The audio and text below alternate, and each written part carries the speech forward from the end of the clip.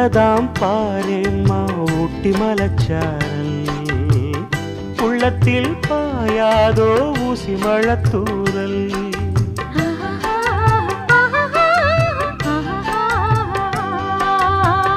என்னவோ ஏதேதோ இன்பம் பிறந்தாச்சு